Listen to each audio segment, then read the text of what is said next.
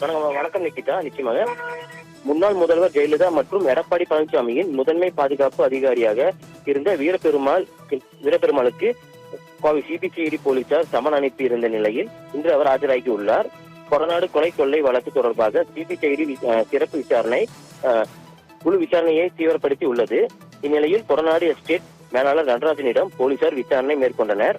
அப்பொழுது கடந்த ஜூன் 19ஆம் தேதி சசிகலா கொடநாடு எஸ்டேட் வந்தபோது பங்களாவில் உள்ள அறைகளை பார்த்துவிட்டு ஏதாவது கேட்டாரா என போலீசார் கேள்வி எழுப்பினர். ஆனால் சசிகலா எதுவும் கேட்கவில்லை என நடராஜன் கூறியிருந்திருக்கிறார்.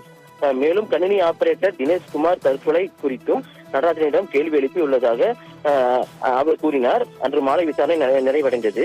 இந்நிலையில் முன்னாள் முதல்வர் ஜெயலலிதா மற்றும் எடப்பாடி பழனிசாமிக்கு முதன்மை பாதுகாப்பு அதிகாரியாக இருந்த வீரபெருமாளை விசாரணைக்கு ஆஜராக சிபிசிஐடி போலீசார் சமன் அனுப்பியிருந்த நிலையில் மேலும் இன்று மார்ச் 11ஆம் தேதி நேரில் ஆஜராகும்படி அறிவுறுத்தப்பட்டிருந்தது.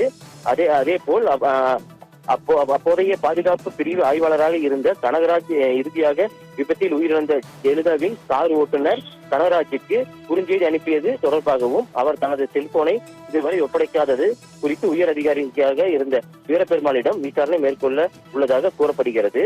இந்நிலையில் இன்று காலை முன்னாள் முதல்வர் ஜெயலலிதாவின் முதன்மை பாதுகாப்பு அலுவலர் வீரபெருமாள் கோவை காந்திபுரத்தில் உள்ள சிபிசிஐடி அலுவலகத்தில் ஆஜராகி உள்ளார். அவரிடம் தற்போது விசாரணை தொடங்கி நடைபெற்று வருகிறது.